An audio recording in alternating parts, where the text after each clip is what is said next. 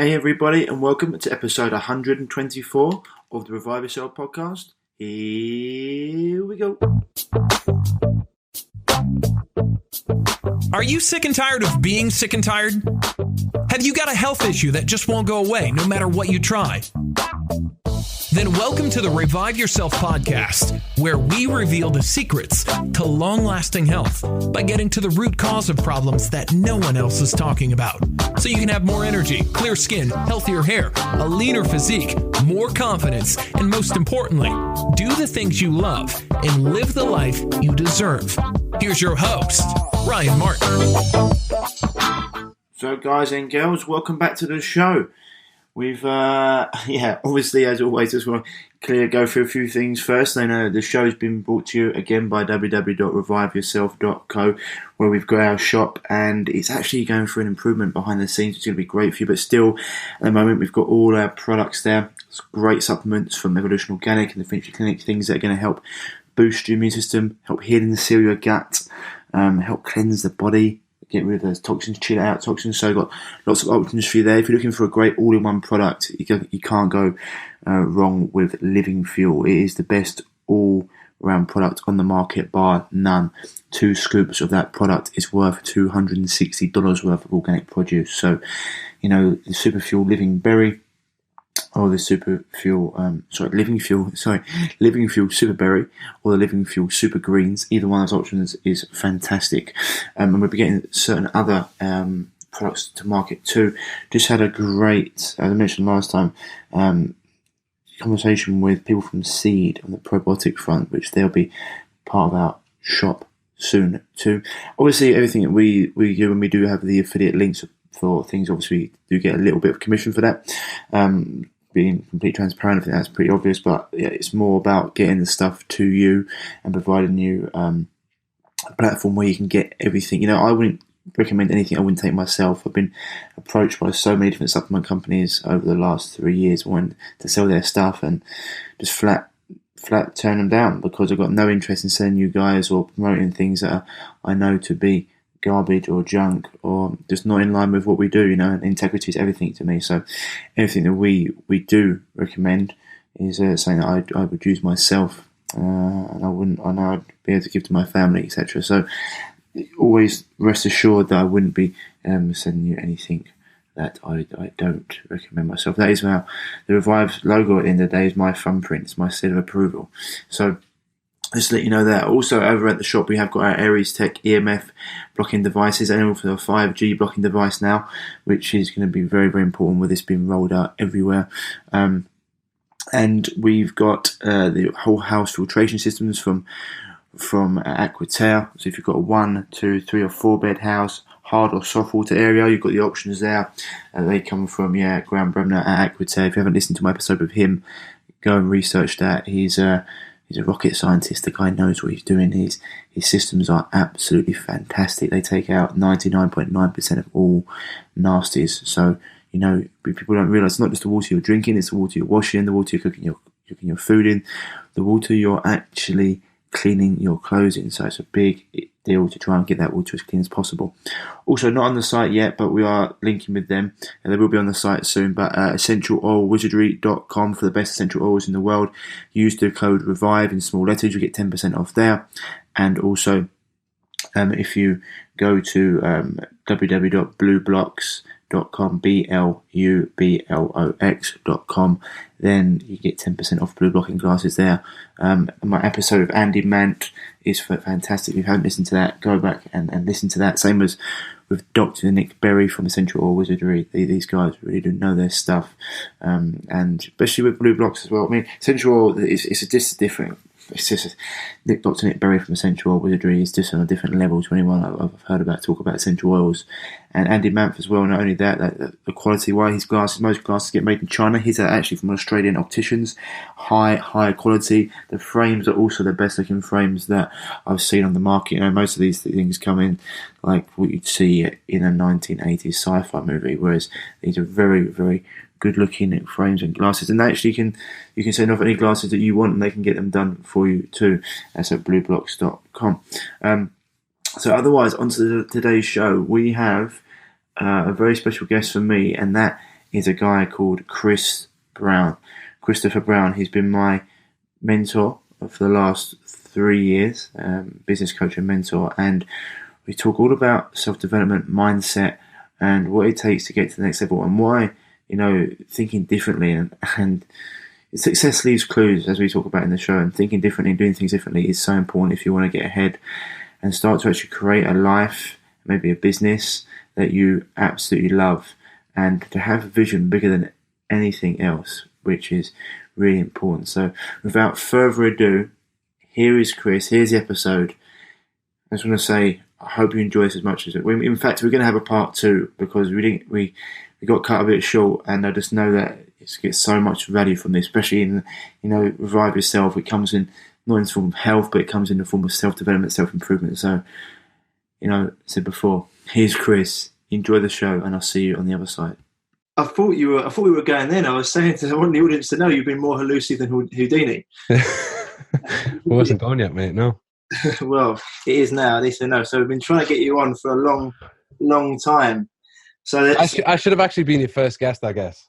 You should have been my first guest. Yeah, it's just obviously you're an incredibly busy person, and it's hard to track you down. You've got so many things going on that I can understand. But it would have been. I mean, if it wasn't for you, I wouldn't have this podcast. So there we go. So there you go, my man. And I've always been here. I was never going away. So. No, 100%. And I don't think you've read the first passage in my book yet. That's coming out, but you and someone else actually get a special mention. Because, thanks, mate. Mate, because it's been a hell of a journey for the last 3 years, and having had other coaches in this area before, I know how bad and how many charlatans as well out there. So when you finally find someone that you can work with and who's honest and got integrity and holds the same values as you, it makes a huge difference, and probably as you found in life too. The same with your clients, right? And they've other coaches and what you do. Good coaches, bad coaches, people who care, people who don't care so much. Yeah, no, it's just, and it's like, this is why I really want to get you on as well, because it's interesting because, having something like yourself, one who's doing what they do right now, but you've also come from a background that you wasn't always doing what you're doing. Yeah.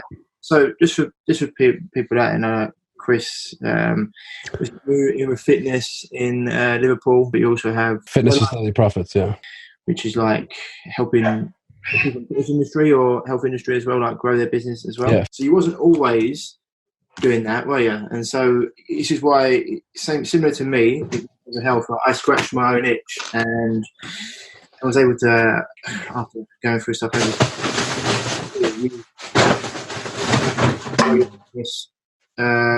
from a place where you were working in a factory. Yeah. So, when I left school, did my A levels, wanted to be a physiotherapist. Funny enough. Chose A levels based off that. So I did biology, chemistry, psychology, and PE. Pretty heavy. Didn't enjoy it at all. And bummed around. Basically I did graffiti at the time as well. So I was deep into graffiti. So like sitting through chemistry lessons, things like that. And I was just thinking about drawing all of the time. And so, basically after 2 years of doing A levels, pretty much not enjoying it at all, being pretty academic, I did real well in my GCSEs, like 9 A's, 2 B's, and a C. And my A levels completely bombed, like did D's and E's, because I just wasn't vibing with it. Like, wasn't into it really. I spent most of my time like bumming off and sitting in. Some of my friends did animation, so I go and sit off in their lectures and like pretend that I was a student in their class, and I just do their work instead. But after like 2 years of that, I just like needed to go make some money. My dad worked in Nissan and went to work in a car factory for like almost 2 years. So it was pretty mad, but it was fun. Like I learned a lot, but after a period of time, I was like, look, there's so much more inside of me that I need to get out. I need to get out of here, and decided to go back to uni, do sports degree, did the degree, and natural evolution was personal trainer. It was never the thing that I wanted to do. It was just like, I can make money out of it. Moved from Newcastle to Liverpool, Yeah, I met a girl in Ibiza in the second year of uni. Went to Ibiza, met a girl, was with her for like 2 years, a year traveling back and forth. Actually, it was almost 3 years. A year traveling back and forth, and then I moved down to Liverpool for like 2 years, and then split up with her. Stayed down here, built my reputation as a personal trainer, opened a gym, and that's kind of like the fast track now. Met a beautiful lady, which is now my wife, 2 kids, 2 beautiful kids, lovely home, and yeah, Merseyside is my home now. So Yeah, you already moved to Merseyside, but before that, there's some people out there, because you sort of like you've lost over there. You didn't actually even mention it, but it's something that when you first told me this, like this was I didn't know this about you either. Like you worked in Nissan and stuff, and this is what I want to get into the job. Is a lot of people work in jobs they don't like, and they struggle to, and they've got maybe dreams that they want to do something else, but they struggle to know how to get out of it. But this is the thing; it's almost like I mean, we've talked about this different archetypes quite a lot. You've got different archetypes. One of the archetypes that we've got is a prostitute archetype, and it's not mean like going out and being people think prostitute is these days. It means sometimes you have to do stuff that you don't like to get somewhere you do want to be. yeah, exactly. And but one of the things you used to work at McDonald's too, right? Yeah, when I was doing my A levels, I was McDonald's in manager training. So yeah, like one of the things that has been consistent with me, like with everything I've ever done, has always been like I want to be the best at whatever I'm doing. So when I was in McDonald's, I had all my gold stars. People used to take the piss out of me, whatever. But like, I was going to be there. I wasn't going to be a 1-star bum, right? I was going to get all the stars, collect them all. And I was actually manager training at like 17. So that was pretty cool. I learned a lot from that in terms of business systemization, how it all functioned, leadership management. And then, yeah, Nissan was the same thing. It was like I wanted to develop myself in that. And it was always a case of like, for me, growth is such a big value of mine that I would hit a ceiling in whatever it was, and I just couldn't tolerate that anymore.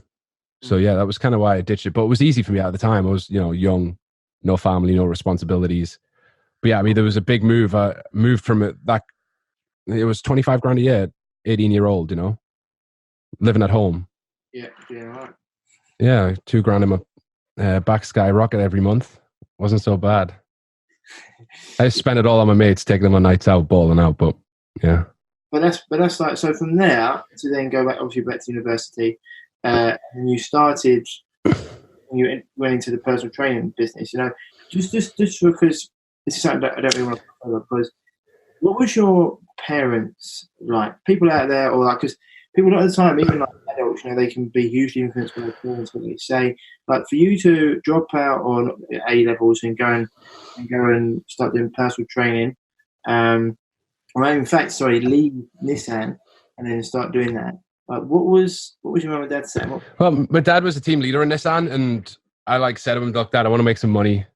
Can you get me a job at Nissan?" And he was like, humming and hawing. Like he told me all of his life, like, I don't want you working in a factory. I don't want you to do what I do. Like, you're much more intelligent than that. I want you to do something, bigger, better. And it's kind of funny because I can remember having a conversation with him. I must have been like younger than 10, and he was like, "Oh, you could be a really good personal trainer." And I don't know why, like, I ended up in that role, but it was talking about, like athletes and movie stars and stuff like that. I was only young, but I have like a really vivid memory of it. But yeah, I asked my dad to get a job there. He was like, "On one condition, that you promise me you won't stay there," right? And that was it. So yeah, like they've always supported every decision that I've made. And I mean, my mum and dad they have an equestrian center, like a farm. So I grew up like running that as well at like 17, 18, 19. I was helping with that. When I was all the way through uni, I was pretty much running day to day on it. I've had an entrepreneurial family. Like my nan and granddad, they owned fish and chip shops and pubs. Mum has a business. My dad has always worked in a factory until recently. About, I don't know how many years ago it was, maybe 5, 6, 7 years ago, he took a voluntary redundancy. But yeah, I mean, they've just always told me I can do whatever I want. That's awesome. And always backed me on it, like regardless. And I'm pretty stubborn anyway, so if they didn't, I would do it anyway. So there's no sort of like to and fro saying that they would rather you be safe, but they were quite happy for you to go.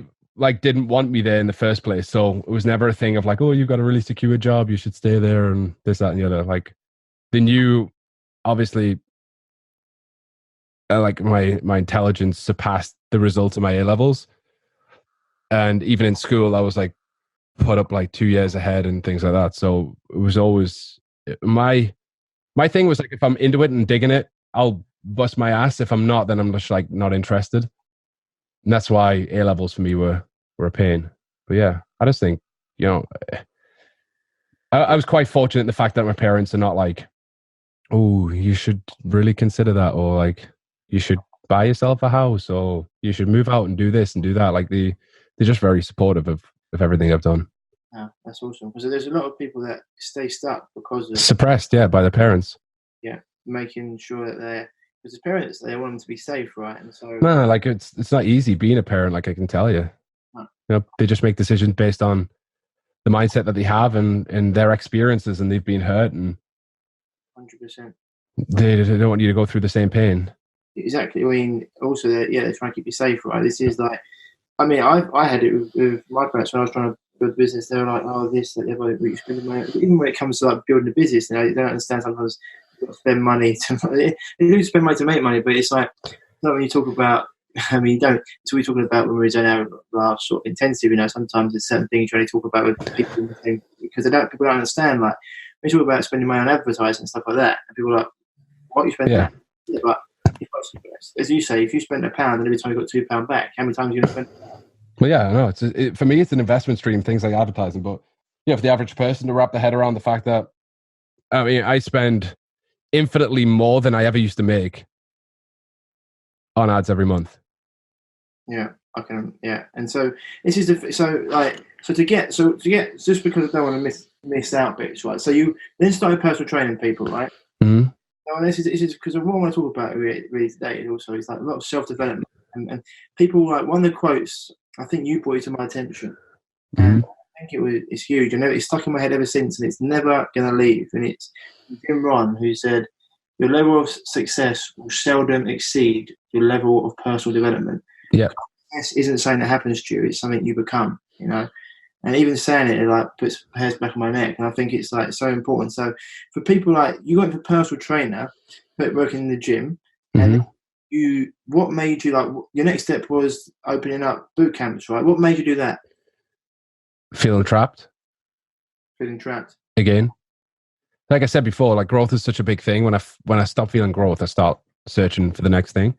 And it's been a natural, logical thing. I mean, I was PT and realized pretty quick that you could be the smartest nutrition and training coach in the world, but if you can't get people to stick to anything, you're not going to get anyone results. So I switched pretty quickly to studying mindset and like understanding why people do what they do is kind of fascinated me for a long time. Still fascinates me. Like, why do people do the things that you do every day? Like, what drives the decisions?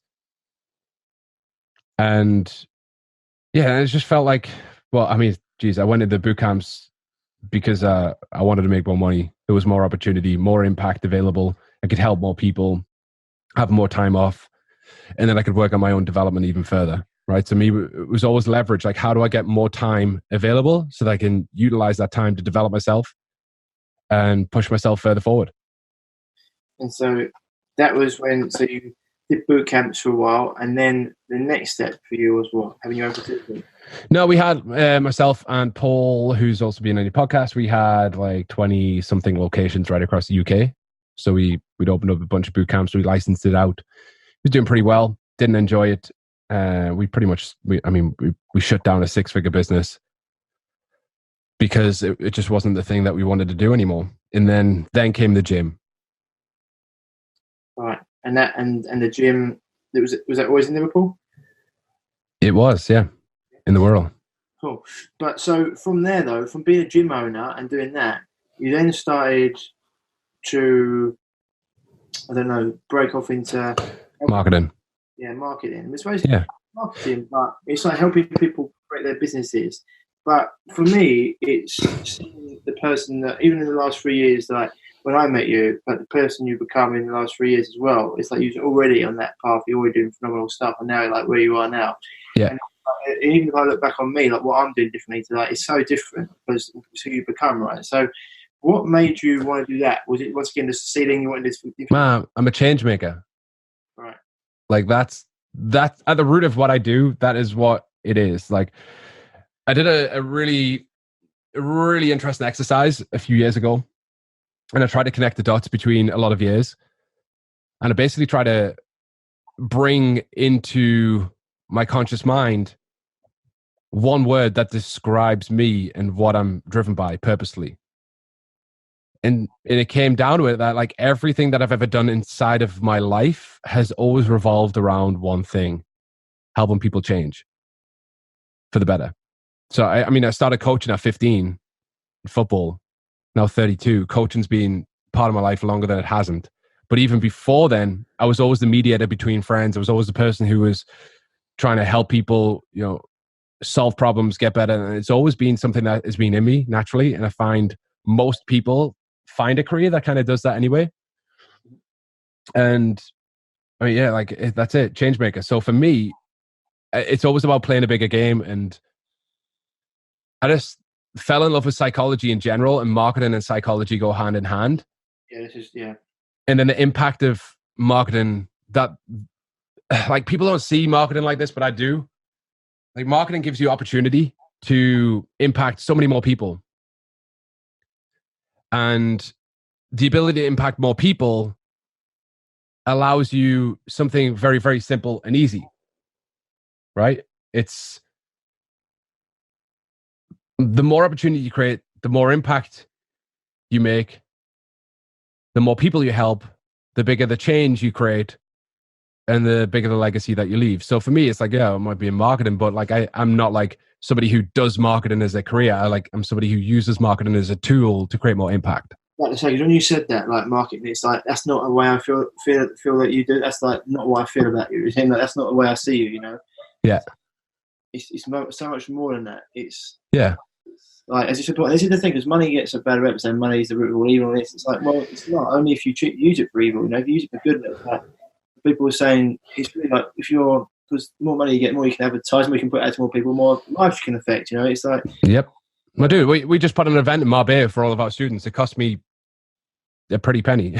Like, yeah. I mean, obviously every client's paying to be there, but it's still like I still went out of pocket that I didn't have to do that. But if I didn't have money, I couldn't do that. And the experience that we had there created such an impact and change for people that I know like people will never be the same because of it. That's what jazzes me up. Like, that's what juices me, like 100%. I mean, that's why I wanted to get onto this today, because that was some of the stuff we're using there. It's some of the stuff that I think people find it really hard to stay with, because most people in the world are in that safety mindset or in that sort of like scarcity mindset and don't have that vision. It's like a lot of stuff we covered there was huge. And it comes back, it's like when people talk about marketing, but sometimes it's just, I don't know if it's Gary Vee who said this, I don't know, it was someone who said, stop thinking about content and just start telling your life story, or just like talking in your life. But it's just like, because if you're living your purpose, it's easy to do that. But a lot of the things that hold people back are like breaking out their limiting beliefs, or it's like you can listen to something for a little while, but like once they go back into their normal day-to-day life, it's easy to lose that sort of sight of things. And so having like a community like we've got, or like doing that, sometimes it's just getting out of your head. I mean, some of the things we went through are huge. Yeah, well, let's get into it. I mean, the reason that people struggle that way is because they have an outside-in model. Like, they let the outside world affect their internal reality too much. They let their current results dictate their action as opposed to their vision. And like, I think most people don't have an idea clearly of what they want. They know what they don't want. Like, I don't want to feel this way. I don't want to suffer like this anymore. I don't want to be in this relationship. I don't want to be in this job. I don't want to be in this career. I don't want to, be in this marriage. I don't want to be in this friendship. But they don't have a clear vision of what they do want. So all they're doing is using their current results to filter their mind, and they end up attracting more of it. And it's why people get stuck in cycles. People who are, serial, people get in relationships and they end up attracting the same thing every single time. Because their mindset is like, I don't want this kind of relationship. And by focusing their energy and attention on it, they attract it more so. but they don't have a conscious, clear vision that's in front of them every time of the, you know, the partner they want to attract and the values that they have. And I think you're much more inclined to put up with, have stuff that you don't want if you're not driven by vision and you're not clear on vision.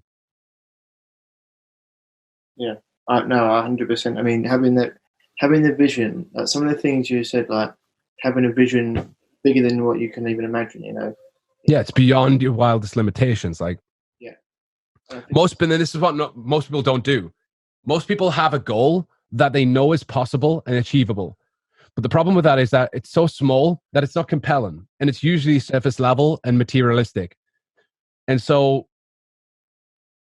everybody's bought a new car, had a new car, moved into their dream house, and then pretty much wanted to move or wanted a new car not long after it, right? Like the honeymoon of owning that car ends pretty quickly, and sooner rather than later it just becomes a car. And it's like, what's next? And the problem with that is that it's not about, and we could talk on inputs, outputs, and stuff like that as well. Like, so many people are focused on the output and not on the input. And it's much more important to understand it's not about, like, the juice is in who you become in the journey, not in the thing that you accomplish. And you got to understand that, like, it's hugely important. Everybody's attention is on how do I reach this goal, instead of like, who do I need to become and what do I need to do in order to get there? The goal is a limit, in my opinion. The vision should propel you and pull you and draw you forward. But your energy and attention every day needs to be on things that makes you feel good and moves you forward towards that. Like, you can't have a vision of being a millionaire and get up to a 9 to 5 every day with no ambition, no aspiration. Getting out of bed, checking social media for like 60 minutes a day, like before you even get out of bed, right? Like getting up, never going to train, never eating or nourishing yourself with good food, never thinking well, not reading, not developing yourself. Like, how do you ever expect to have that? And then that just becomes a pipe dream. And so a pipe dream is something that people, you know, they say on a visceral level that they want, but they allow their current situation to dictate their direction far too much. So their evidence to them is like, I want to be a millionaire. Yeah, but you're a broke bum who has a job that you hate. And like, and this is internal talk. This is not me saying this. This is what people's dialogue is, right? They really beat themselves up. Like, yeah, you're a broke bum. You don't have no opportunity, no aspiration, like no desire. You're not achieving anything in your life, this, that, and the other. And this self-talk just kind of sabotages them internally. And then they allow that to drive them forward too much. And then they get disheartened, discouraged, and then the dream dies, and then their ambition dies, which is pretty sad. So how do they stop that happening? Yeah, it's pretty simple. It's simple in theory. Execution is a little bit more difficult. The first thing, obviously, you have to develop is discipline and resilience. Struggle, hurt, pain is all part of progress. Without that, there's no joy and happiness. It's the dichotomy of it. And really, it's about having an internal outward world, right? It's where you have a dream and a belief that is so wild and crazy that like people have a hard time wrapping their head around. But like, you have such confidence around it because you've just internalized it so much, and you've made it part of your conscious mind, and you've embedded it in your subconscious so much that it becomes part of who you are, becomes part of your identity, and you're just driven so forward towards it. I watched a Jeff Bezos interview. It was like maybe 20 years ago when Amazon first went public, I think it was. He was talking about, he was basically talking in this interview to a news reporter, and he was like, I'm most excited about the fact that we've bought loads of real estate, and we've hired so many staff. And he's like, yeah, and your investors aren't going to be happy with that. And this, that, and the other. This reporter was like real pessimist. And he was like, no, you don't get it. I'm excited about that. It gives us so much opportunity. And this guy, you could tell he was just like, this guy's crazy. He's insane. Like, he has no idea what he's doing. And I think that's like a real mark of vision, where your vision is so grandiose that you've internalized so much that other people just cannot wrap their head around it. It's like Elon Musk, like telling people that, he's going to build space rockets and things like that. Like, been driven since a child by space travel through his love for comics and aliens and things like that.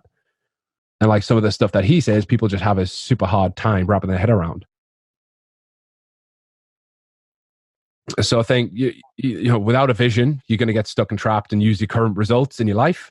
If you're overweight, as an example, like what happens is most people, this is kind of what happens. I'm going to start a diet. They start dieting for like 2-3 weeks, and they get marginal results. Like it doesn't match what their initial blueprint for those results would be. Like they expected themselves to be further along the line.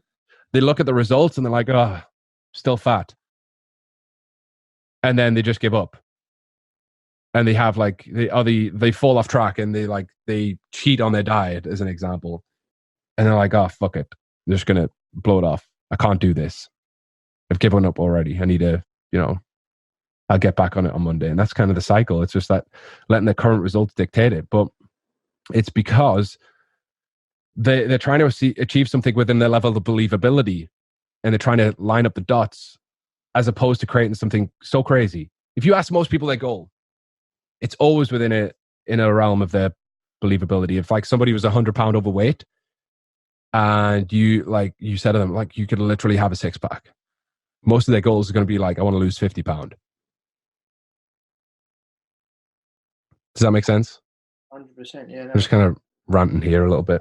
No. You just take pauses and always thinking, trying to fill this in. I just want to make sure you didn't have more to come out. That's what. No, it makes 100% sense. It's like I know. It's like myself. It's like having that goal you can get to, and then you get there, and you think, oh, bigger, what's bigger? And it's like, this is why having a vision for it. It's the funny thing is, one of the funny things is, everyone wants to get to the destination, but the fun is actually in the journey, and it's in becoming. Yeah.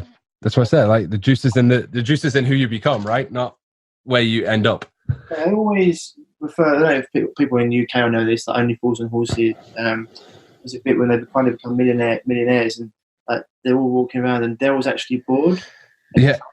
And he's like, well, the fun was in the chase, Yeah, the dream was bigger than the thing, right? Then he realises that he can start investing in other stuff. He gets excited again. It's like, there's another dream. This is why I say to people, even millionaires, people don't just go and retire on a beach. They're all doing stuff because life is a purpose, and it's really important. But and so, like I said the other day, I even put a post up. I think it was yesterday. It was like, humans aren't designed to be happy, and I was like, that's why purpose is everything. Having a purpose, having a dream. But like for you, like we talked about that, it's brilliant. I want to get into it deeper, but for you. Did you ever have that moment, or that aha moment, that breakthrough moment where you thought, okay, now I get there? Because was you ever like thinking, now I get it, or was you ever struggling with this, or has it always been in your mind to be able to like see the bigger vision, or to have a grandiose sort of like vision for yourself? Man, like I've never.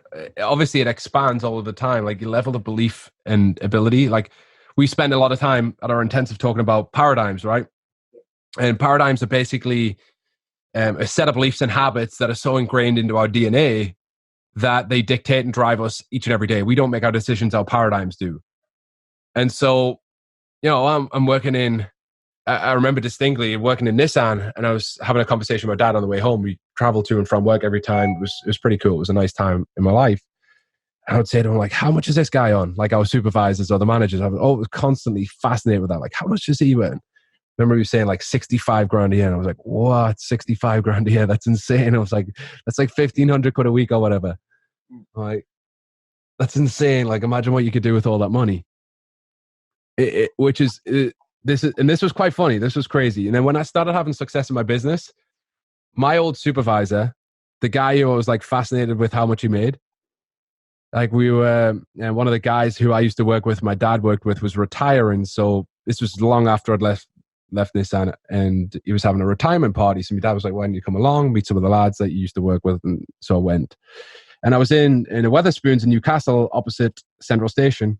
Probably know where it is if you've been there. Yep. And I was chatting to my old supervisor. He was like, wow, like what you've done is amazing. He was like, by this point, I mean, probably like trebled his salary a year, And he was like, my wife is, she's a PA. She's like looking for work. Do you need to hire anyone? And I was like, damn, like that was like a really cool moment for me. Like the guy who I like put on a pedestal at one point was like asking me for a job for his wife. And yeah, I just think it always expands. Like you get surrounded by people who push your paradigms, and like once the paradigm is broken, you can never go back to it. The best example I can use, and I mean, apologies to the flat earthists out there, but one of the best examples I could see of it is like once you realize that the world is spherical, you could like in the past, right? The history books tell us that people believed the world was flat. And then Christopher Columbus discovered the world and he discovered it was spherical. And then the entire world changed because of that. Like that's an example of a paradigm globally, a global paradigm. And we have like obviously local paradigms, our own, and global paradigms, culture. And it's really about understanding that once that paradigm is broken, like you'll never return and never go back. Like I've experienced, witnessed, being surrounded by so much now that it's hard for me to not think big. I mean, when you've got friends who are, and this is crazy for some people, but friends in business who are investing 50 to 100 grand a day in advertising, it's pretty hard for people to like wrap their head around that. Yeah. Well, it's £1 million every 10 days. Yeah, exactly. And they're making, double that back each and every day. Well, one of the things you said, one coach we put out in the intensive was faith and fear rely on the same thing, the ability to believe in something that doesn't exist. Yeah. Yeah, it's the same skill set, right? Like if you can trust, if you believe in the fear that arises in your mind, that is the exact same skill set as believing in faith that you'll be able to overcome any obstacle that gets stood in your way. Right? So it's like faith and fear require the same skill set, the ability to believe in something that does not yet exist. So it's basically like, what are we choosing to believe? Are we choosing to believe our negative self-talk, the stuff that beats us up and suppresses us and pushes us down, which mostly isn't ours, right? Most of our fears and insecurities and negative self-talk is borrowed and gifted, if you can call it a gift, or cursed to us by parents, social circles, childhood, teachers, growth, like all the way through our life. And most of what we do every day, most of our paradigms are software programs installed by other people, and most people do not have control over their own software. And that comes down to your ability to reshape your paradigms, change your beliefs, and break old paradigms and rebuild them.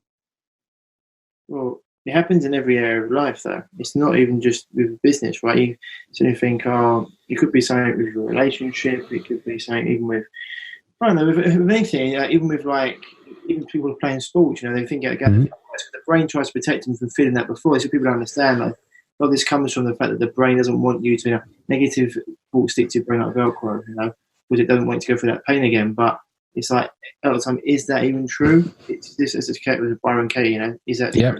Yeah. Who would you be without that thought, right? Is it true? And who would you be without that thought? Well, sometimes the actions that you take from thinking that negative thought puts that thing in place. Well, the ancestor of every action is a thought, right? Yeah. So it's like thought, feeling, emotion, action. Yeah. So it's like here's what we're thinking about. We start to, so many people have like money worries, and let's say they avoid looking at their bank account, which is a lot of people, and they get a bill, and then instantly the money worry comes in their mind. Then the feeling they start to get is their heart beating, the anxiety in their stomach, maybe feeling sick, nauseous. Then the emotion is when they label that as like, I've got anxiety, right? So they create it through a label. How we label things is often how we experience them. Yeah. Then the actions they take as a result of that are from that. So like fear-driven decisions, right? And so they start to panic, they start to worry, they start to, shut down, defend, think scarcely, see the lack of opportunity and all of that. And it all just stems from that, the initial thought. Like we got to control what we think about. Are we going to be able to control what goes into our head? No. Can we choose how we filter it? Yes.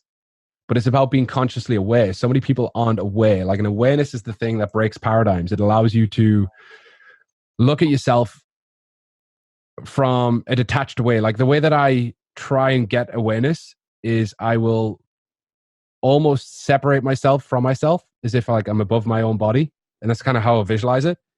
Like, I'm above my own body. I'm detached from the thing that I'm feeling, experiencing.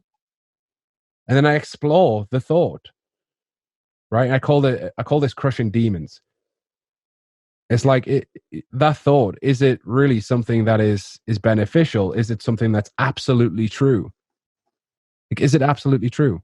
So when you do that, when you crush demons, you write it down and then go through the reasons why it's not true, or you just write it down? Yeah. I'm just like, I'll write it down. And basically, like, is it true? No. It's not true. So if it's not true, then what is it? It's created. It's fiction. If it's fiction, it's not real. And so, I mean, it's quite something that we've been doing with like every morning. 3 things I'm grateful for: crushing demons and to-do list. The other thing, like, it has been really powerful, and like the breath work, and this is what about who you become. The other thing that we talked about, which was really big for me, because I read it in a book, The Miracle Morning, and it's something that you talked about as well, and I think it's huge. Like, having that unwavering faith, like, just believing it's going to happen. Because you're doing everything that eventually, it doesn't matter, eventually it's going to happen. Whether it's today, tomorrow, a year down the line, 2 years, 3 years, whatever it's going to be, it's going to happen. Inevitability is the word, right? Like, I learned that a long time ago. It's like inevitability. It doesn't matter how long it takes. And I think that's when people get disheartened, discouraged. We often overestimate what we can do in a year, but we often underestimate what we can do in 10. Yeah, awesome. And so it's like having this understanding of inevitability, like, this is why goals and focusing on outputs is a mistake, because we put limitations on things. Like, we might think that it's going to take a year, but it could only take 6 weeks. Man, the amount of people that have had financial goals in the business growth stuff that we've done that have smashed that within 8 weeks is crazy to me. Like, it's unbelievable. And it's because their current level of thinking and paradigm is only allowing them to think within a confined realm. And they don't have experience or evidence of it, and they don't have belief. And really, what's more important than anything, like, what do you develop belief? How do you develop belief? And this has been something that's been key in my life. And I have, right now, I'll tell you, I have a jiu-jitsu coach. I actually have 3 jiu-jitsu coaches. How crazy is that? I have a jiu-jitsu coach who helps me work on a specific domain, like locks. I have a jiu-jitsu coach who helps me work on wrestling and takedowns. And then I have a jiu-jitsu coach, which is head honcho at Next Gen, Paul Rimmer, who's more like helping me with strategy and things like that, right? Then I have a mindset coach. I have, people who help with my marketing, like financial coaches, movement, movement, yoga, training. Like, the more that I can borrow somebody else's belief and adopt it as part of mine, the better. And that's sometimes what people lack. They lack somebody that believes in their dream more than they do themselves. And so they're their only person who believes in their dream. They don't have anyone to back them up. And sometimes you just need that mentor, that coach that can tell you, like, listen, this is doable. This is possible. You can do this. And I think it's not even about believing that you can do it yourself. It's just accepting possibility and having somebody that believes in it so strongly that you don't always believe in it, but you know that I believe in it. And maybe with your business as well, Ryan, like, you came to me knowing that it was possible, maybe believing that you could do it because the past results that you'd had or the current results you were experiencing. And you come to me, I insert that level of certainty and believability into you, and then boom, you go and do it. Yeah. And I think that's incredibly important, having a surrounding, an environment, a person, a group of people that can influence the way that you think and feel in a positive way. Example, sister-in-law and her boyfriend, George, they started this 75-day challenge from a podcast, Andy Frisella podcast. And it was a mental resilience thing. And now she's been through a lot of stuff. For a young girl, she's been through a lot of challenge. I'm not going to go too in depth of it, but she's been through a lot. And so they started on this mental resilience challenge, and it's like, it's 2 workouts a day, 1 indoor, 1 outdoor. It is a progress picture every day, a gallon of water a day, and 0 cheat meals for 75 days. Right? Just stick to a goddamn diet for 75 days. No alcohol. As an example, right? And the whole thing is that most people have never gone 75 days without like sticking. Oh, and there's one more thing. Read 10 pages of self-development a day. 10 pages. Yeah. And most people have never committed to that level of block of time ever. Yet wonder why they don't get results. So they were telling me about this podcast. And obviously their colleagues at work, they're like, what are you crazy? Like 2 workouts a day, like no cheat meals, no alcohol. What, you got to read a self-development book every day? Like drink a gallon of water. I could never drink a gallon of water. I'd be constantly at the toilet.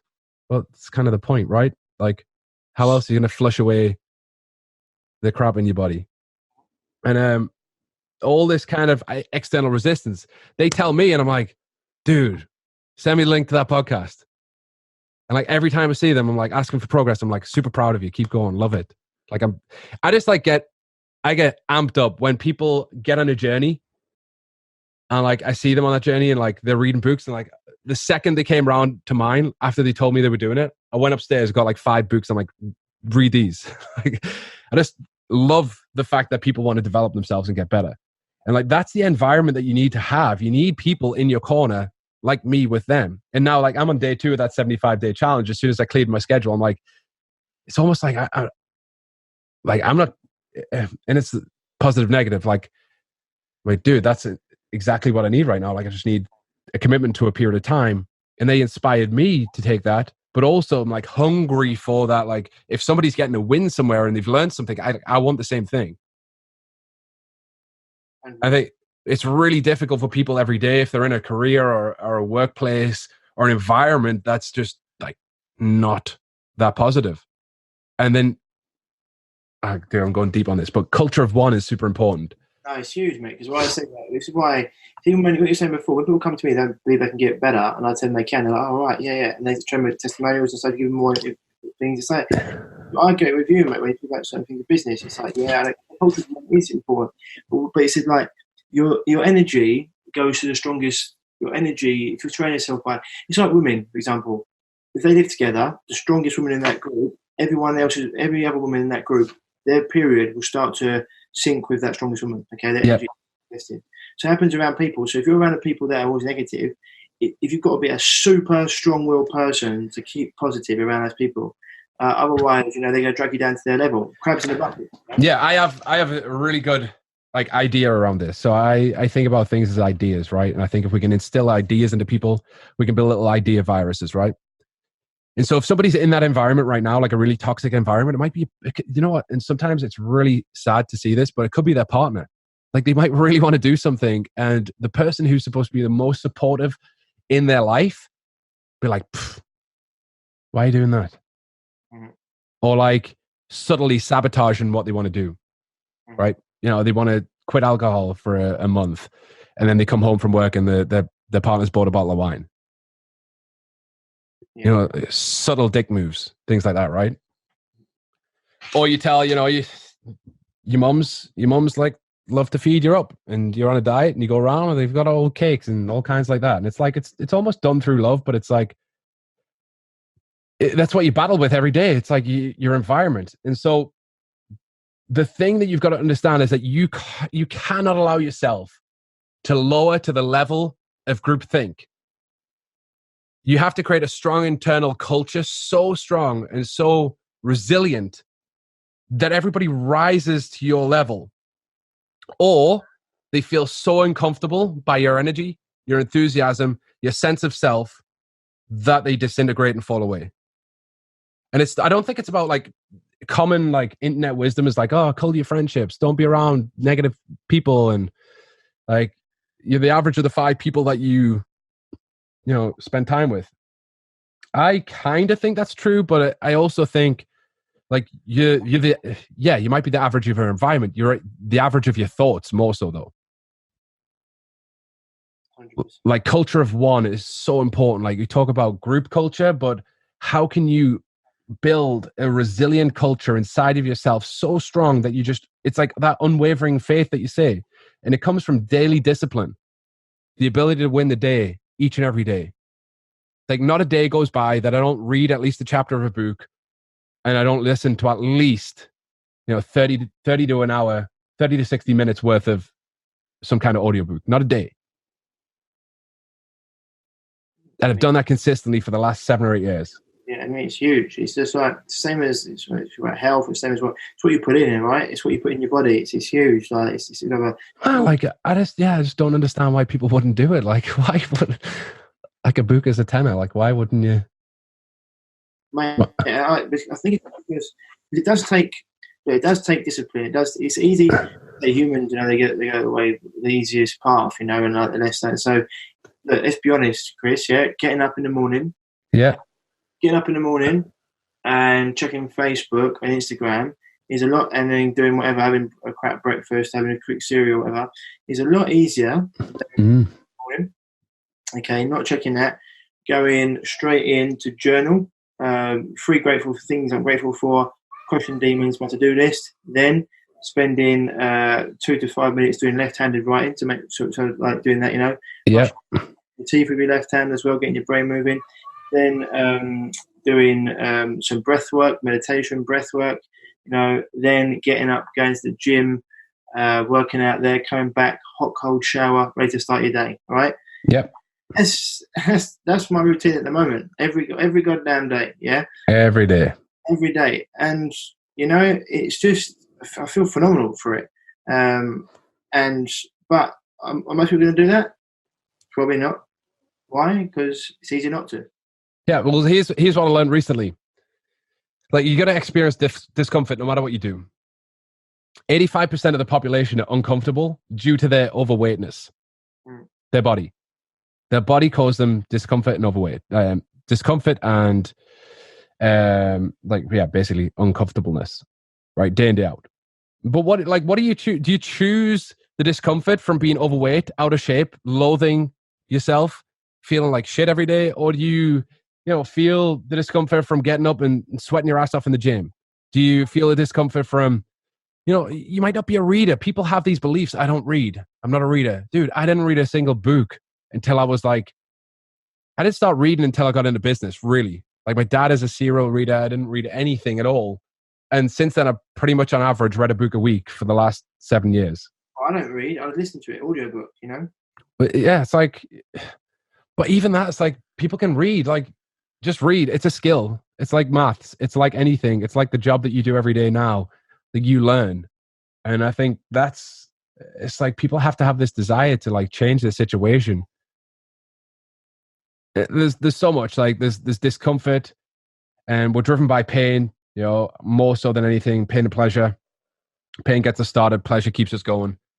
But so many people, they associate more pain with change than they do with staying where they're at. And the problem with comfort and a comfort zone is that it's comfortable. Well, if everything's comfort, yeah, it is true. That's why you said, well, I'll get a couple of things when I talk about like the high mental faculties. But the other thing you said there is like carrot and stick, right? Yep. If it always takes you stick to get moving, it's never a good. Yeah. So carrot and stick is like, imagine a donkey, and you have a carrot that's like dangling in front of the donkey, and it's keep walking forward to get the carrot, or you've got a stick that whacks the donkey. One like has a positive impact and the other has a negative impact. And like so many people are driven by the big fuck you, and it's like dark energy all of the time. Everything you act out of is a big like dark energy. And the almost, and I use this in our intensive, right? It's like almost the fighters that you see that need to get punched hard in the face before they wake up and start moving forward. They need that adversity in their life to start taking action. That's a pretty hard way to go about growth.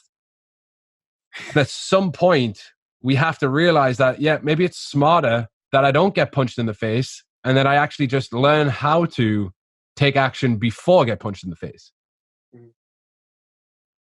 And be driven by my vision as opposed to moving away from the thing that I don't enjoy and don't like. I think there is, it's because when you're trying to get out of pain, it's almost like that burning fire underneath you. Well, we definitely need that as well. Like we need we need that. Like we will stay where we're at until the pain becomes so much that it's easier to change, usually. Like relationships, people stay in them way too long.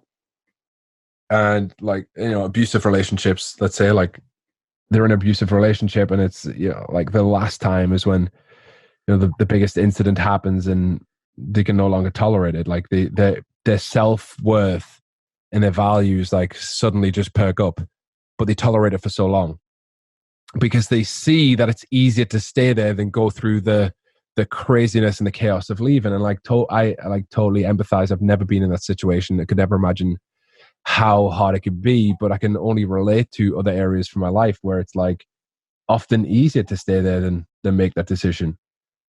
But we've got to get a vision for our life that we know it can get better. We know we can grow through. We know we can, we can get to. Like imagine every single day just locking your mind in on something that you truly want for your life and like beyond surface level, superficial stuff. Like it has to be a bigger vision than that. Yeah, 100%. I mean, this because otherwise it's sort of like it's not. Yeah, I mean that'll come if you're really good at what you do, or if having that vision, that stuff will come. But they say it's got to be because otherwise it's like what's next. Whereas with that vision, it's seeing. I say, for example, like one of the things I want for this podcast, I want to get $1 million down a month. Yeah. And that might be a way off, but that's where I want to get to. That's like, and that's not. It doesn't matter if I'm driving a Mercedes or a Fiat Punto. It doesn't matter. Like that's the sort of thing you want to get out to. We're trying to affect more people's lives, but it's a really important thing you said there, like having that. This is one of the things because I want to get into high mental faculties, but that thing you said about having that vision, 100%. A lot of people go out there and read The Secret and all that and try and manifest it, but without doing the work. They need to do the work right too, right? Yeah, dude. Yeah. Like, I'm all for thinking and positive and, like the law of attraction. But we attract who we are, not what we want. And that's the thing that people don't get. Like, we can think about the thing that we want, all we want. But if we don't do the stuff day in, day out, that will get us to that point, then we can think about it all day long and it'll never happen. That's the bridge. Like, that's the thing. I'm talking vision. I'm like driven by your vision. But really, ultimately, when I'm saying driven by your vision, that boils down to what are the inputs every day that I have to take action on in order to move me there. So the vision propels me forward, but it's the daily actions and basically the short window that I look at. It's like, okay, today is the day to crush the day. Tomorrow is today's day to crush the day. Here's why I'm doing what I'm doing. Yeah. Like your vision's your fuel, basically. Yeah. Right? Like you without your vision, you don't have fuel. But you also need a car and wheels and tires and all of that to actually move. And the car is like, you're constantly building a better car. Just to see it as a project, like each and every day you're building a better vehicle to take you forward. And the fuel is your vision. It's 100%. It's so important to have. This is why it's so important to do. This is why it's nice. You always say success leaves clues, right? And that the people that are successful, they seem to do the similar things in terms of the way they go about their day, or the way they think, the way they strive. It's that unwavering faith, also that discipline, those routines are pretty exactly important. Yeah, daily disciplines. Like I always say to people, the number one thing that you could do is master your morning. It's prime in your day. Cool. And so that's the number one thing. I think how you start your day is largely how it will end. And so, like, if I was to say to you, just quickly, then I got a short amount of time. We talk about the 6 human needs. How is that? Mm-hmm. How do the high human needs? How do these play into that? Yeah, so the 6 human needs are basically human needs that drive our everything, and how they are structured and organized, unconsciously or consciously, determines the actions that we'll take. And so we've got certainty, uncertainty, love / connection, and significance. And those are the needs of the personality. Everybody meets those needs in some way, shape, or form, positively, neutrally, or negatively. And if those needs are structured in whichever way, that will determine how we meet those needs. Okay. Then we have contribution and growth, which are basically they're human needs that are growth-based needs. They're like the place where most people never get to. They're so focused on themselves that they never get to a point of contribution. They're so focused on themselves that they never think they can grow, right? And by themselves, I mean like, Tony Robbins say this, like it's a pretty selfish act to be suppressed, depressed, down all of the time. And the reason he says that is because in order for you to feel that way, you have to focus on your own problems all of the time. Focus equals feeling. That's interesting. And he says it a lot. And so this is the thing. Something like depression, people say often more than not.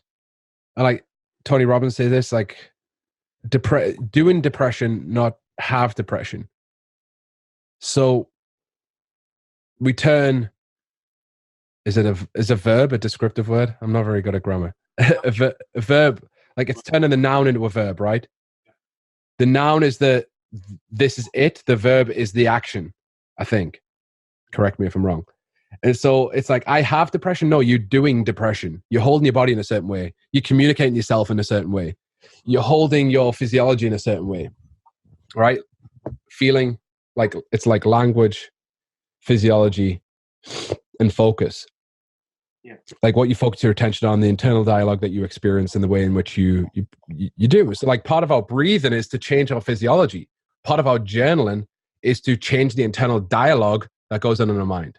Part of our vision is to laser in where we're focused, right? And that's how we change our mental state. How we show up every day and how we get into state is going to determine the leader we are, the parent we are, the lover we are, the husband, wife we are, the manager that we are, the employee that we are. And that's really it. And so you've got to understand about human needs is that we have to be aware of them, because if we're constantly driven for if we have a high need of certainty, right? And then we have a lot of uncertainty in our lives, we're going to experience stress.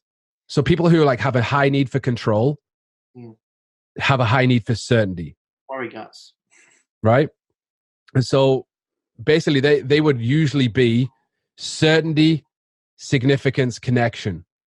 Right? So they get love and significance through control. Mm-hmm. That's how the needs are structured. Yeah.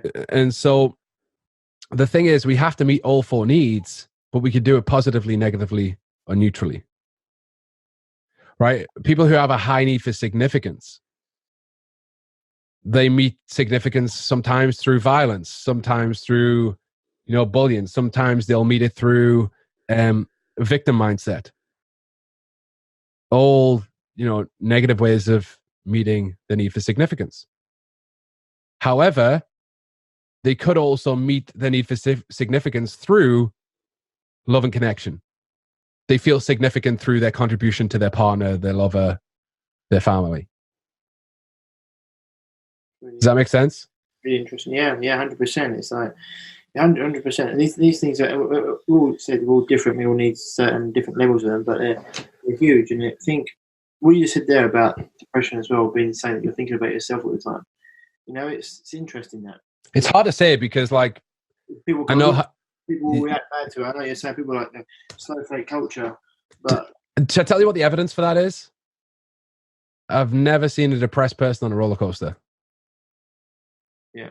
The conscious mind can only focus on that. So if you like roller coasters, there's just obviously probably somebody being depressed on a roller coaster. But at that point of doing that loop to loop, you are not thinking about your depression. You're like, holy shit, I'm feeling this. Your conscious mind is locked in on the roller coaster. Mm-hmm. And so you get momentary relief. Mm-hmm. If depression was the thing and depression was it, you had it, right? You had depression. That means you would never be able to experience any joy or happiness whatsoever. I mean, it just makes complete sense. Because think about it, right? Let's say you had depression, but let's say your sister or your brother had a new baby, and you're holding that baby, you're looking at the baby's eyes, and you're like smiling and laughing with that baby. In that moment in time, you're not experiencing depression. You pass the baby back, you go back to yourself, you go internal again, and then you start experiencing depression again. And so I think it's a really, really important thing. And Paul might have talked about this, but he has a thing where he's like, you don't catch depression, you create it. Yeah. And that's coming from somebody who is bipolar, right? Mm-hmm. And it's created through our language, our physiology, our focus. And it's a state that we do, not that we have. In the same way we can create joy and happiness and love. And like, the insane thing is that most of us have 7 to 10 words to describe our experience of life, our emotions.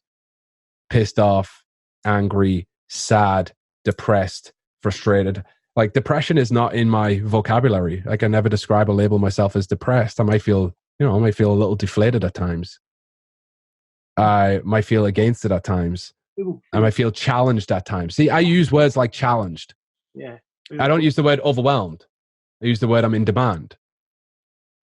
And so it's semantics, but again, Tony Robbins talks about this. He talks about transformational vocabulary. How we label something is often how we'll experience it. So if we say we're challenged instead of we're depressed, well, what do we do with a challenge? Overcome it. We rise to it, right? And so it's these little things that you've got to really understand. And dude, we could spend 5 days going through this, but yeah, it's like, it just all fascinates me. It interests me. Awesome, mate. I think it's great because I think people need to hear this more because I think it's like, this is why I submit a lot of the time when it comes to life and health, like having that belief, having that unwavering faith, having that definitely say inward out rather than outward in. Yep. Like look at life, and I think it's awesome. So if you were just to leave, I would say like one person who has massively influenced you on this, who people can go and look up and listen to, who would it be? Dude, it's hard because they're just 3 people then. In terms of like mindset stuff. Yeah. Tony Robbins has got to be up there for sure. Like, it has to be there. Wayne Dyer, 100%. Yeah. And I'm gonna go between. Go on, you say it. Go on, you say it. I was going to say you can either pick between Proctor or Ron, but yeah, I don't know. But yeah, both of them, Jim Rohn, Bob Proctor, also great people. There was another guy that I stopped following him so much, but his book was really, really transformative for one point of my life. But yeah, Wayne Dyer, like, that just came to my mind. Like, Wayne Dyer was the person who like really opened my mind. Like, I modeled myself a lot on his stuff for a lot of time. Like, he just came along at the right time, at a bad time in my life when things were seemingly going the wrong way, in the wrong direction. And yeah, like, his way of thinking was just fascinated me. That's what really got me hooked on speaking and delivering stuff. Didn't he passed away recently, didn't he, Wayne? Yeah, I had tickets to see him, and I was in Disneyland, Disney World in Florida. I had tickets to see him in the October. We were in Disney in the July, and Danielle was like, got some really sad news.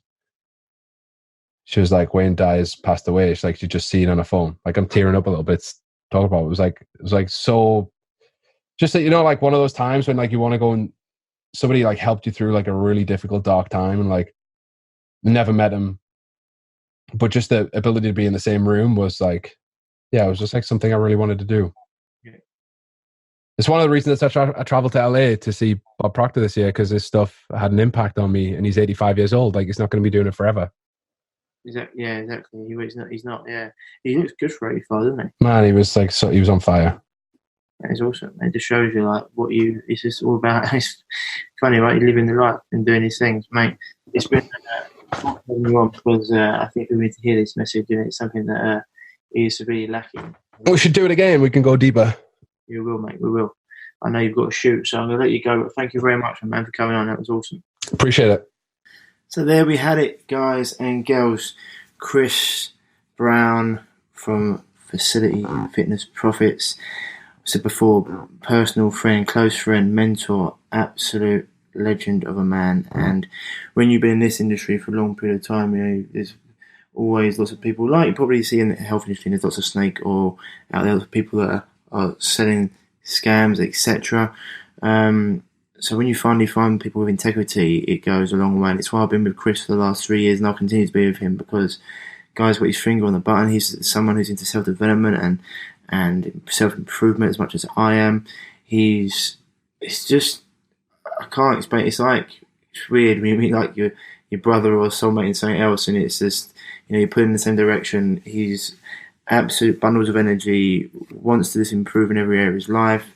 He's into things, and development, it's huge. I said before in that episode, and I want you to take on board or say it again. Your level of success will seldom exceed your level of self-development, because success isn't something that happens to you, it's something you become. From Jim Rohn. I think it's a very, very powerful quote, and it's something I will be taking forward with me for the rest of my life. And it's why I do things, I said before in that show, I do like brush my teeth with my left hand, I do left-handed writing in the morning, meditation, breathing, cold showers. Every day morning routine is really important, and this is why even shifting your paradigm about what you think you can achieve, it's huge. And this is why even surrounding yourself, like spending money on mentors or like coaches, people, it's weird, like we charge what we charge, and it is what it is. One's a barrier of entry, because I only want to work with people that are really into it. The other thing is, like the amount of money that we spend in self-development as well. Like everyone in this game spends a lot of money improving themselves, because it's just energy at the end of the day. And you're working with someone. If you got paid to be around someone who gives you that positive energy every day, then it's what you need. And it's something that, like, just being around people, like in our group, in our mentorship group, being around everyone is pulling in the same direction, it makes a huge difference. When we go away, we leave those intensive, and everyone, you just got this sense of like everyone pulling in the right direction. It's something that some people don't understand. Obviously, if you're not an entrepreneur and you just do a 9 to 5, it's fair enough, and you've got different levels of self-development, and not everyone's cut out for that life. But when you're working your own business and do other things, it's something that's quite well, you have to become the person to move forward, because otherwise it's easy to get stuck, and it's easy just to get into, I suppose, habits that are not conducive to moving forward. So, I want to try to get Chris on again and go a bit deeper into all this, because we have to cut that a little bit short, which is a bit annoying. So I'm going to try and get him on for a part 2, because I think it's really important. It's a hugely important part of moving forward. Having a purpose, this is why health as well, having a purpose. This is when people talk about happiness. I don't think humans are meant to be happy. I put an article about this the other day. But this is why happiness is an emotion. It's like sadness. They're fleeting. But having a purpose and going after something, that's the absolute key to life. It's like when people, they quit or they retire and they die within a few years, or maybe one of their loved ones dies and then they follow shortly afterwards. It happens a lot with couples, because they don't feel like they've got a reason to go on. It's huge, and that's why having a purpose, having a dream, having a vision is so important. Anyway, guys and girls, that's it for this week. As always, if you are dealing with a health issue and you want to overcome it, then give me an email at ryan@reviveyourself.co, or you can go to www.reviveyourself.co and you can hit the contacts tab there, and we can book you in for a call to see if and how we can help you. Lots of exciting stuff happening behind the scenes at the moment.